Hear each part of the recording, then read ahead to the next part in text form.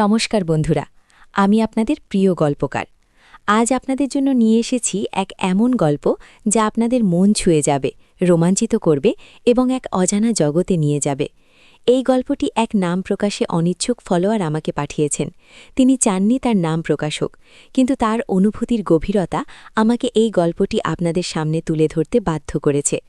আপনারা যদি এমন আরও রোমাঞ্চকর এবং গভীর আবেগের গল্প শুনতে চান, তাহলে অবশ্যই চ্যানেলটি সাবস্ক্রাইব করবেন। আর হ্যাঁ, গল্পের একদম শেষ প্রান্তে আমি আপনাদের জন্য একটি বিশেষ সারপ্রাইজ দেব। গল্পের কোনো এক ফাঁকে আমি আমার ব্যক্তিগত আইমো নাম্বারটি দেব, তাই নাম্বারটি দিতে হলে পুরো গল্পটি মনোযোগ দিয়ে শুনতে হবে। আজকের গল্পটা এক সাধারণ বাঙালি পরিবারের, কিন্তু তার ভেতরে লুকিয়ে আছে এক অসাধারণ নিষিদ্ধ প্রেমের কাহিনী। গল্পের শুরুটা একটু জটিল, তাই ধৈর্য ধরে শুনবেন।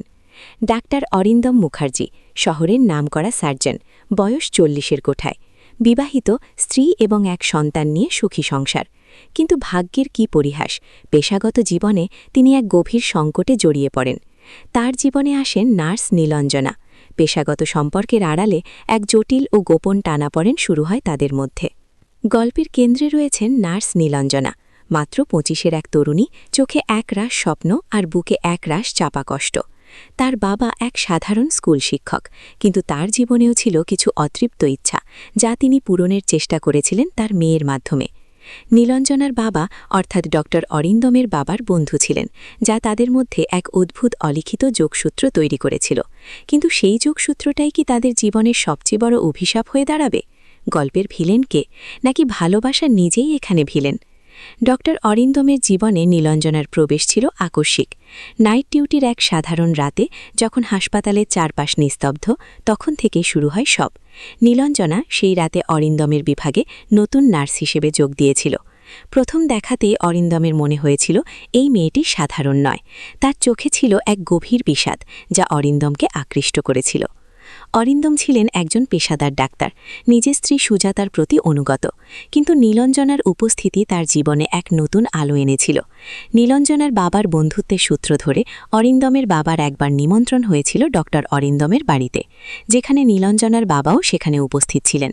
সেই সূত্রেই নীলঞ্জনার বাবার সাথে ডক্টর অরিন্দমের বাবার একটি বন্ধুত্ব গড়ে ওঠে। এই দুটি পরিবারে তখন থেকেই একটি অলিখিত যোগাযোগ ছিল। সেই রাতে যখন রোগীর সংখ্যা কম, তখন অরিন্দম এবং নীলঞ্জনার মধ্যে পেশাগত আলোচনা শুরু হয়। কিন্তু কথার জাল বুনতে বুনতে কখন যে তাদের আলোচনা ব্যক্তিগত মোড় নেয়, তা তারা নিজেরাও টের পায়নি। নীলঞ্জনা তার বাবার কিছু পুরনো দিনের কথা বলছিল, তার বাবার কিছু অপূর্ণ স্বপ্ন পূরণের কথা বলছিল। অরিন্দম মুগ্ধ হয়ে শুনছিলেন। নীলঞ্জনা বলছিল, আমার বাবা সবসময় বলতেন, প্রত্যেকটা মানুষের জীবনে কিছু দুর্বলতা থাকে। সেই দুর্বলতা খুঁজে বের করতে পারলে তাকে খুব সহজেই প্রভাবিত করা যায়। কিন্তু তিনি এটাও বলতেন, সেই দুর্বলতাগুলো যেন কখনো কারোর ক্ষতি না করে। অরিন্দম একটু হেসে জিজ্ঞেস করেছিলেন, আপনার বাবার এরকম কথা কেন মনে আসছে? নীলঞ্জনা দীর্ঘশ্বাস ফেলে বলেছিল, আমার বাবার এক প্রিয় ছাত্র ছিল, যে পরে ডাক্তার হয়েছিল। আমার বাবা সবসময় বলতেন, ওই ছেলেটার মধ্যে একটা বিশেষ গুণ আছে, সে যে কোনো মানুষের মনের ভেতরটা পড়তে পারে। কিন্তু দুর্ভাগ্যবশত ওই প্রতিভাবান ছাত্রটি তার নিজের জীবনের দুর্বলতাগুলোর কাছে হেরে গিয়েছিল। অরিন্দম ধীরে ধীরে নীলঞ্জনার চোখের গভীরে দেখতে পাচ্ছিলেন এক অতৃপ্ত বাসনা। নীলঞ্জনা তার বাবার অপূর্ণ স্বপ্ন পূরণের জন্য নিজের জীবনকে বাজি রাখতে প্রস্তুত ছিল। কিন্তু কিভাবে?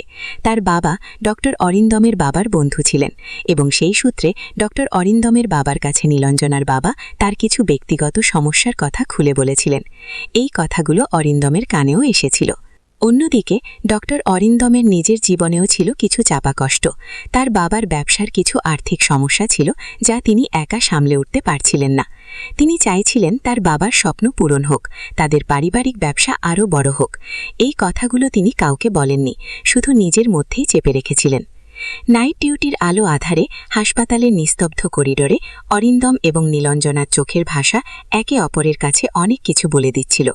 তাদের মধ্যে এক গভীর আকর্ষণ তৈরি হচ্ছিল, যা পেশাগত সম্পর্কের দেওয়াল ভেঙে বেরিয়ে আসতে চাইছিল। অরিন্দম অনুভব করছিলেন, নীলঞ্জনার মধ্যে এক অদ্ভুত ক্ষমতা আছে, সে যেন তার মনের অব্যক্ত কথাগুলো পড়ে ফেলতে পারছে। একদিন নীলঞ্জনা অরিন্দমকে জিজ্ঞেস করল, ডাক্তার সাহেব, আপনার কি কোনো দুর্বলতা আছে? অরিন্দম একটু চমকে উঠলেন। এই প্রশ্নটি তার কাছে একদম অপ্রত্যাশিত ছিল। তিনি কিছুক্ষণ চুপ থেকে বললেন, প্রত্যেক মানুষেরই কিছু দুর্বলতা থাকে নীলাঞ্জনা, কিন্তু সেগুলো প্রকাশ করা ঠিক নয়। নীলাঞ্জনা আলতো হেসে বলল, আমার বাবার দেওয়া জ্ঞান অনুযায়ী দুর্বলতাগুলো জানা থাকলে সেই অনুযায়ী ব্যবস্থা নেওয়া যায়, ভালো বা মন্দ যে কোনো দিকেই। অরিন্দমের মনে হল নীলাঞ্জনা যেন তার মনের গভীরে লুকিয়ে থাকা কথাগুলো জানতে চাইছে। সে যেন তার বাবার অপূর্ণ স্বপ্ন পূরণের জন্য তার বাবার দেওয়া সেই জ্ঞানকে ব্যবহার করতে চাইছে। কিন্তু কিভাবে? এই প্রশ্নটি অরিন্দমের মনে ঘুরপাক খেতে লাগল। একদিন এক বিশেষ রোগীর চিকিৎসার সময় অরিন্দম এবং নীলাঞ্জনার মধ্যে একটি অপ্রত্যাশিত ঘটনা ঘটে। রোগীটি অত্যন্ত গুরুতর অবস্থায় ছিলেন এবং অরিন্দম অত্যন্ত চিন্তিত ছিলেন। সেই সময় নীলাঞ্জনা অরিন্দমের পাশে এসে দাঁড়াল। তার চোখে ছিল এক অদ্ভুত আশ্বাস। সে অরিন্দমের হাতের ওপর আলতো করে হাত রাখল। হঠাৎ দুজনের হাত ছুঁয়ে গেল। বিদ্যুতের ঝলকের মতো বয়ে গেল এক অচেনা শিহরণ। অরিন্দম নিজের শরীরকে নিয়ন্ত্রণ করতে পারলেন না। নীলাঞ্জনার চোখে চোখ রাখলেন। সেই মুহূর্তে পেশা, সংসার সবকিছু ভুলে গিয়ে তারা একে অপরের মধ্যে এক গভীর আকর্ষণ অনুভব করলেন। তাদের ঠোঁট একে অপরের দিকে এগিয়ে গেল। এই আকস্মিক ঘনিষ্ঠতা তাদের দুজনকেই হতবাক করে দিল। অরিন্দম বুঝতে পারছিলেন তিনি নিজের স্ত্রীকে প্রতারণা করছেন, কিন্তু নীলাঞ্জনার সান্নিধ্য তাকে এক অন্য জগতে নিয়ে যাচ্ছিল, যেখানে সব নিয়মকানুন ভেঙে যায়। নীলাঞ্জনাও অনুভব করছিল এক নিষিদ্ধ তীব্র রোমান্টিক টান। সেই রাতের পর তাদের মধ্যে একটি গোপন বোঝাপড়া তৈরি হয়। তারা বুঝতে পারে তাদের এই সম্পর্ক স্বাভাবিক নয়, এটি নিষিদ্ধ। কিন্তু এই নিষিদ্ধ প্রেমই তাদের একে অপরের প্রতি আরও বেশি আকৃষ্ট করে তোলে। নাইট ডিউটিগুলো তাদের জন্য হয়ে ওঠে এক নতুন অধ্যায়। একে অপরের সান্নিধ্যে তারা খুঁজে পায় এক গভীর আনন্দ, যা তারা আর কোথাও পায়নি। গোপন মুহূর্তগুলো ছিল আরও তীব্র। হাসপাতালের নিস্তব্ধ রাতে যখন সবাই ঘুমিয়ে থাকত, তখন তারা চুপি চুপি দেখা করত। কখনো করিডোরের শেষ প্রান্তে, কখনো স্টোর রুমে, বা কখনো বা রাতের ডিউটির ফাঁকে খালি ওয়ার্ডে। একে অপরের স্পর্শ, একে অপরের নিঃশ্বাস, সবকিছুতেই ছিল এক তীব্র রোমান্টিক উত্তেজনা। অরিন্দম নীলাঞ্জনার রূপে মুগ্ধ হতেন, তার বুদ্ধিমত্তায় আকৃষ্ট হতেন, আর নীলাঞ্জনা অরিন্দমের পেশাদারিত্ব, তার গভীর অনুভূতিতে নিজেকে হারিয়ে ফেলত। একদিন নীলাঞ্জনা অরিন্দমকে জিজ্ঞেস করল, ডাক্তার সাহেব, আপনি কি জানেন আমার বাবা কেন আমাকে এই পেশায় আসতে বলেছিলেন? অরিন্দম আগ্রহী হয়ে শুনলেন। নীলাঞ্জনা বলল, আমার বাবা বিশ্বাস করতেন সমাজের কিছু মানুষের হাতে ক্ষমতা থাকে, কিন্তু সেই ক্ষমতা সঠিকভাবে ব্যবহার হয় না।